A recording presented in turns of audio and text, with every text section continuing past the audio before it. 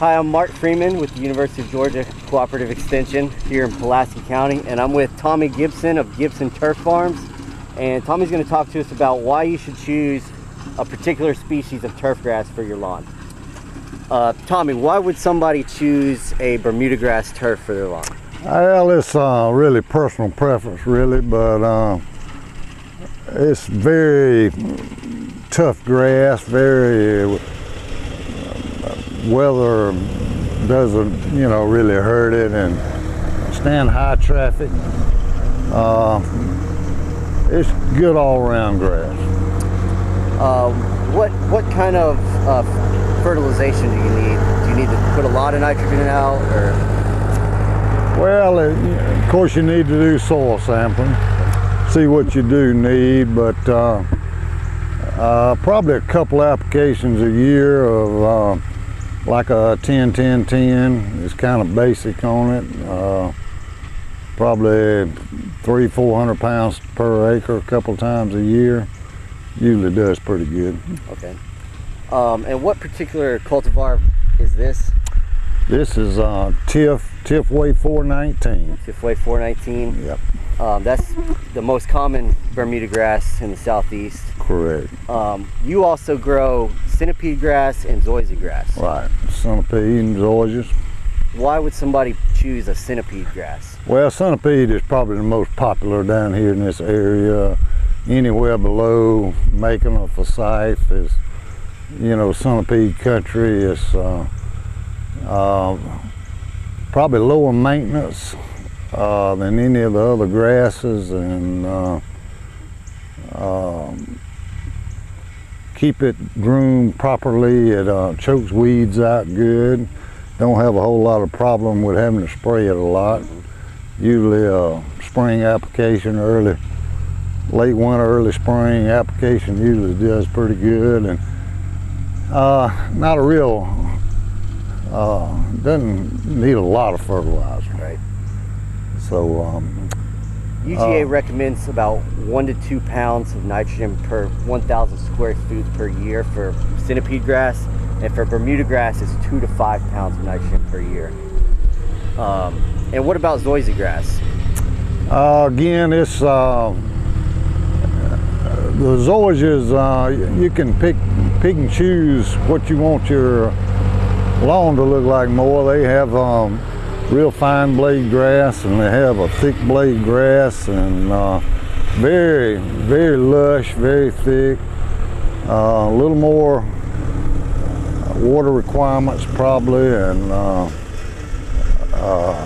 but it grows real lush and real thick. It's a good grass. Does real good in this area also.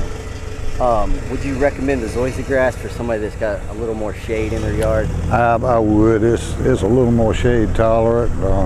It can stand full sun just like your Bermudas or your centipedes, but seems like it does hold up a little better in shade. Now, our Bermuda grass requires full sun, correct? Yeah, it's kind of a golf course type variety.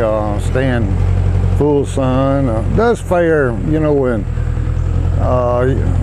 partial shade. You don't want full time shade on it.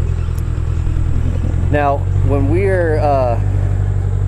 you're going to sod a yard, what is the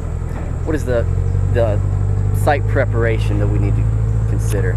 Well, on new construction, I would say just basically if you had any established undesirable grass, you'd probably want to go in and kill them out with, a good rate of Roundup or something like that. And I always like to tear the ground up, loosen it up good. With maybe a handheld tiller? Or? Yeah, something like that. And level it down, smooth it down. You're gonna put your irrigation in, that'd be a good time. Go and put your irrigation in, and apply your lime, so forth, and just lay it down and keep it watered, and in about 6 weeks you'll have a good established lawn. Right. Expand a little bit about the watering after they lay the sod down. Do they need to do Yeah, I would like to see, you know, especially in the heat of the summer, probably 2 to 3 times a day, just low rates of water, just keep the ground good and moist where those roots can peg on down and go on down on their own, and 2 to 3 weeks, and you pretty much have it away. When you and then how long per day? Oh, probably about 30 minutes. 30 minutes per day, 2 to 3 weeks. Yeah, something like that. Yeah, it doesn't take all that much. Just keep some available there, you know, and you know, especially as hot as it gets in the summer around here. Right. Of course, in the other times of year, you know, like you fall or early spring, probably wouldn't take quite as much. But now, the optimal time of year to do that is early summer, May and June. But you guys, I mean, you install turfs all year long, right? All year long, yeah. So even your summer annuals or your warm season grasses, you will put those out in the wintertime? Sure. If you have to, you know? Sure. Okay. They will still root down. Right.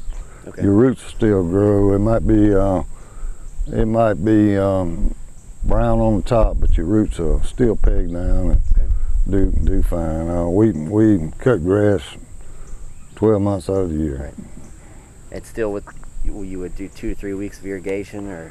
Yeah, probably in the winter it wouldn't take as much, but you know, we still need some. Of course, a lot of your new construction now, you know, going places we send it, they don't even have irrigation. They just, you know, throw it down there, and they might water it with a water hose, you know, first week or something. Especially these Bermudas, they're pretty hardy, you know. It's hard to keep them from rooting down. They'll do it with minimum effort, really. Right. Now compare our Bermuda grass and our centipede and our zoysia with cutting height. I think that's one big thing a lot of people do wrong with keeping their lawns. This Bermuda, you can cut it down to 1/2 inch, or golf courses keep it 3/4 of an inch or so, and but your zoysias and centipedes should be left about 2 inches. Okay. You need some leaf surface there for photosynthesis, and also it cuts back on your disease problems, and if you let it get real lush and like 2 inches tall, it shades out your your weeds and your other grasses, chokes them out a lot better. I know a lot of people just cut it, you know, like 1 inch, and that's probably hurting them. Centipede should be left about 2 inches, and your zoysias always look better to me about 2 inches. But your Bermuda, you can go on down with them. You can see this grass, it's probably about 1/2 an inch. Okay. 3/4 of an inch, something like that. Well, that's all we got. I'd like to thank Tommy from Gibson Turf Farms. If you got any turf needs, give them a call, and we really appreciate it, Tommy. Yes, sir. Thank you. We're out at the Hawkinsville, Pulaski County Rec Department, and this year they had a couple disease problems show up on their baseball and football fields. The first one being fairy ring, and fairy ring is just it looks like an actual ring, and it'll spread further and further and further as it gets older and older. And unfortunately for a homeowner, there's not a lot you can do for this. There's no chemicals that are available without a pesticide license. But if you do have a pesticide license, you can use a product called ProStar, which is an azoxystrobin fungicide, and that will have some curative effect on it. And then next year in early April, you'd want to spray a tebuconazole to prevent fairy ring from showing back up. And if you'll pan over this way, they also had some dollar spot. Now dollar spot is just small circular brown spots in the grass, and you can use a thiophanate methyl, and that is just bought at any Ace or Lowe's, and it's sold as Cleary's 3336. That will give it some curative effect, and will also, if you spray before the disease is present, you can have some preventative effect. Now if you do have dollar spot, when you mow, that is the only time you want to bag the clippings, because You can spread the disease from area to area within the yard if you just let the clippings fall.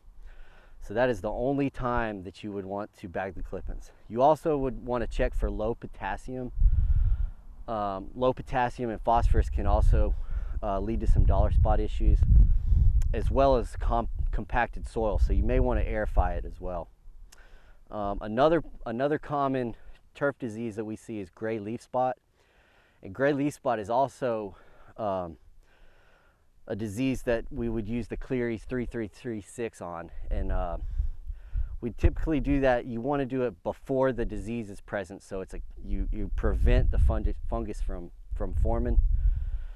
And so the dollar spot and the gray leaf spot, you can get the products at your local ACE. And once again, use our UGA's turf grass pesticide handbooks for any kind of issues you're coming across. And that's it from here.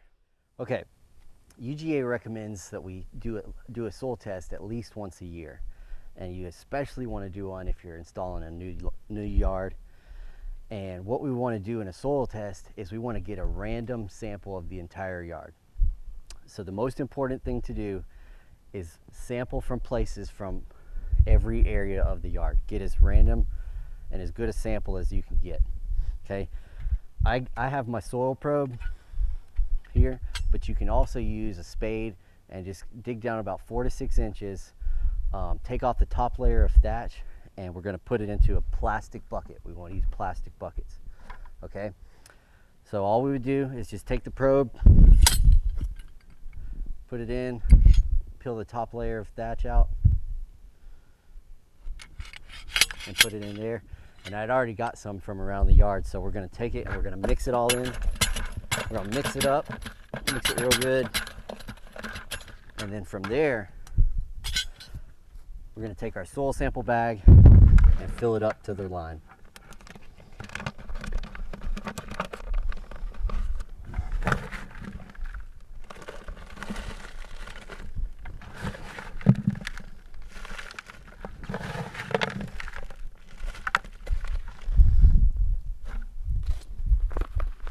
So we have the soil sample bags at the county extension office.